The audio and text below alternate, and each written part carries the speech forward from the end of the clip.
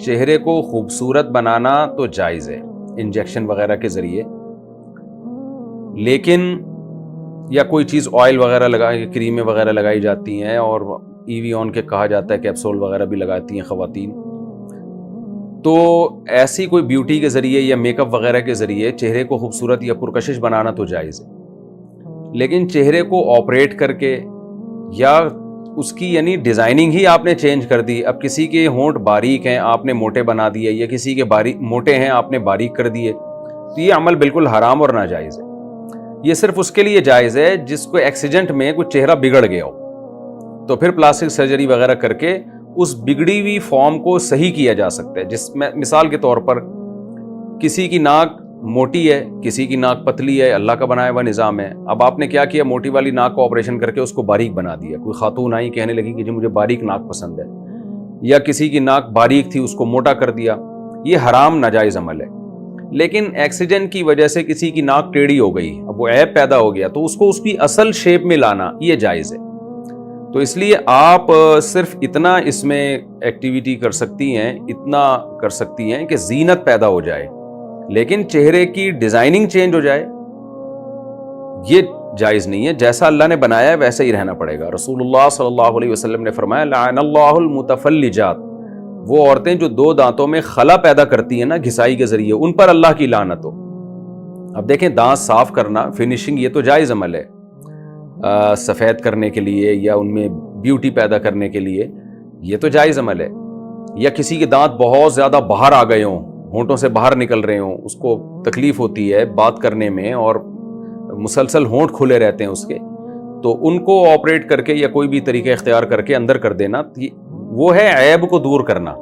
بعض لوگ ہوتے ہیں نا وہ بیچارے معذوری کی حد تک ان کے دانت باہر نکلے ہوئے ہوتے ہیں، بہت ہی برے لگ رہے ہوتے ہیں وہ، تو اس کو کسی طرح سے صحیح اس پہ لے آنا، یہاں تک تو گنجائش ہے۔ لیکن نارمل دانت تھے، آپ نے کیا کیا کہ جی وہ ان کو خوبصورت بنانے کے لیے دو دانتوں کے درمیان خلا پیدا کرنے کے لیے گھسائی کر دی، یا اس کی جو نیچرل سیٹنگ ہے اس کو بیوٹی پیدا کرنے کے لیے تھوڑا سا اس میں چینجنگ کر دی، تو یہ حرام اور ناجائز عمل ہے۔ نبی صلی اللہ علیہ وسلم نے اس پر لعنت فرمائی ہے۔ یہاں تک کہ یہ جو آئی بروز اللہ نے دی ہیں نا ہر ایک کو، کسی کی گہری ہوتی ہیں، کسی کی ہلکی ہوتی ہیں، کسی کی باریک ہوتی ہیں، کسی کی موٹی ہوتی ہیں، اس میں چینجنگ کی بھی اجازت نہیں ہے۔ نبی صلی اللہ علیہ وسلم نے ایسی خواتین پر بھی لعنت فرمائی ہے۔ ہاں بہت ہی کوئی عیب ہو کسی میں اندر کہ جو نارمل اس سے ہٹا ہوا ہو، یعنی اس کا معاملہ کسی خاتون کا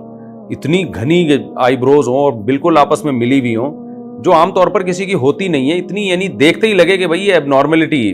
ہے، تو اس کو نارمل کر دینے کی اجازت ہے۔ تو اس لیے آپ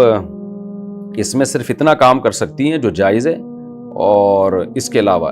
چہرے کی جھریاں ختم کرنے کے لیے آپریٹ کر کے یا پلاسٹک سرجری کر کے بڑھاپے کی جھریاں ختم کرنا یہ بھی حرام ناجائز ہے، کیونکہ بڑھاپے میں جھریاں آنا بھی ایک نیچر ہے نا،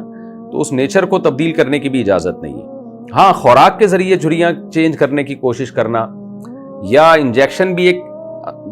یعنی اس میں کوئی اوپر سے کوئی ڈینٹنگ پینٹنگ کا کام نہیں ہو رہا ہوتا، تو اس کے ذریعے جھریاں ختم کرنے کی کوشش کرنا وہ جائز ہے۔ یا کسی کے وقت سے پہلے بہت زیادہ جھریاں ہو گئی ہوں، بھی کم عمری میں بہت زیادہ جھریاں پیدا ہو گئیں، یہ بھی ایک عیب ہے، تو اس عیب کا ازالہ بھی جائز ہے۔ لیکن ایج کی وجہ سے جو آپ کے چہرے پہ جھریاں پیدا ہوتی ہیں وہ تو ایک نیچر کا حصہ ہے۔ تو جیسے بڑھاپے میں سفید بالوں کو کالا کرنا جائز نہیں ہے کلر لگا کے، خوراکیں کھا کے کالا کرنا جائز ہے۔ جب بڑھاپے میں کسی کے بال سفید ہو جائیں، اول تو وہ کالے ہوتے نہیں ہیں کچھ بھی کر لیں، لیکن اگر کوئی ایسی میڈیسن ایجاد ہو جائے کہ آپ نے کھایا، وہ کھانا شروع کیا آپ نے، یا کوئی ایسی خوراکیں لینا شروع کی کہ وہ سفید بال کالے ہونا شروع ہو جائیں، تو یہ جائز ہے، کیونکہ یہ تو اندر ہی سے ایک عمل ہو رہا ہے نا، لیکن اوپر سے کالا کولا کرنا جائز نہیں ہے۔ تو اسی طرح یاد رکھیں کہ خوراک کے ذریعے چینجنگ کرنا یہ جائز عمل ہے، لیکن آپریٹ کر کے پلاسٹک سرجری وغیرہ کر کے اوپر سے چینجنگ کرنا یہ حرام ہے، اور اس میں وہ تفصیل ہے جو میں نے آپ کے سامنے ابھی بیان کی ہے۔